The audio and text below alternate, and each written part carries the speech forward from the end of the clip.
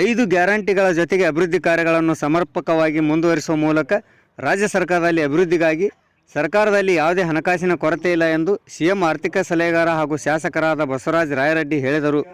ವಿಧಾನಸಭಾ ಕ್ಷೇತ್ರದ ವ್ಯಾಪ್ತಿಯಲ್ಲಿ ಕೊಪ್ಪಳ ಜಿಲ್ಲೆಯ ಯಲಬುರ್ಗಾ ತಾಲೂಕಿನ ವಿವಿಧ ಕಡೆಗಳಲ್ಲಿ ಶಂಕುಸ್ಥಾಪನೆ ನೆರವೇರಿಸಿ ಮಾತನಾಡಿದರು.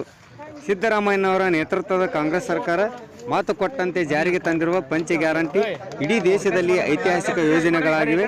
ಯಲಬುರ್ಗಾ ಕುಕನೂರು ತಾಲೂಕಿನಲ್ಲಿ ಅಭಿವೃದ್ಧಿ ದೃಷ್ಟಿಯಿಂದ ಸರ್ಕಾರದಿಂದ ಯೋಜನೆಗಳನ್ನು ತರುವ ಮೂಲಕ ಅಭಿವೃದ್ಧಿಪಡಿಸುವ ಗುರಿ ಹೊಂದಲಾಗಿದೆ ಎಂದರು.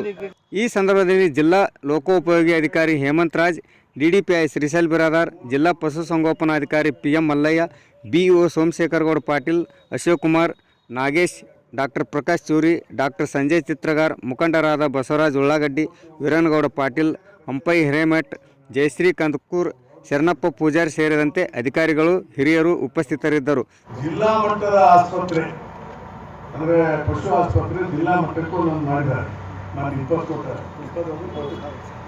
20 ಜಿಲ್ಲೆಗೆ ಕೊಟ್ಟಾರ.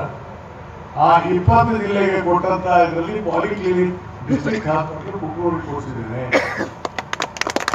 ವೆಂಕಟೇಶ್ ಅವರು ನಮ್ಮ ಸ್ನೇಹಿತರು ಮಂತ್ರಿಗಳು ಸ್ಪೆಷಲ್ ಆಗಿ ಕೊಡಿಸಿದ್ದಾರೆ. ಅದಕ್ಕೂ ಇದು ಒಂದು 50 ಲಕ್ಷ ಕಟ್ಟಡಕ್ಕೆ ಅದು ಟೆಂಡರ್ ಆಗಿದೆ. ಈಗಾಗಲೇ ಕೆಲಸ ಪ್ರಾರಂಭ ಮಾಡಿದ್ದಾರೆ. ಯೋಜನೆಯಲ್ಲಿ ಮಂಜೂರಾದವು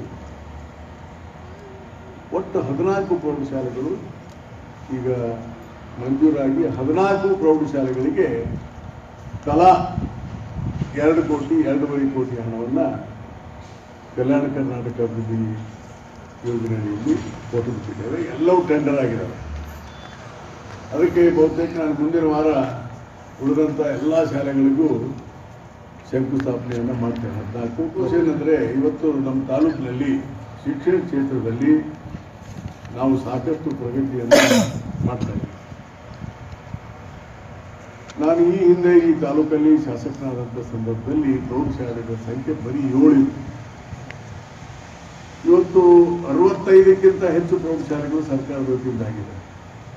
ಈಗ ಇದೇ ವರ್ಷ ಒಂದು 14 ಆಗಿದೆ ಅಂದರೆ ಇದು ಸಣ್ಣ ಕೆಲಸ ಅಲ್ಲ. ಬೇರೆ ವಿಧಾನಸಭಾ ಕ್ಷೇತ್ರದಲ್ಲಿ ಒಂದು ಮಾಡಲಿಕ್ಕಾಗಿಲ್ಲ. ಅದಕ್ಕೆ ಬೇರೆ ಕಾರಣಗಳಿರ್ಬೋದು. ಅದರ ಅರ್ಥ ಸರ್ಕಾರದಲ್ಲಿ ಹಣ ಇಲ್ಲ ಅಂತ ಏನಿದೆ. ಸರ್ಕಾರದ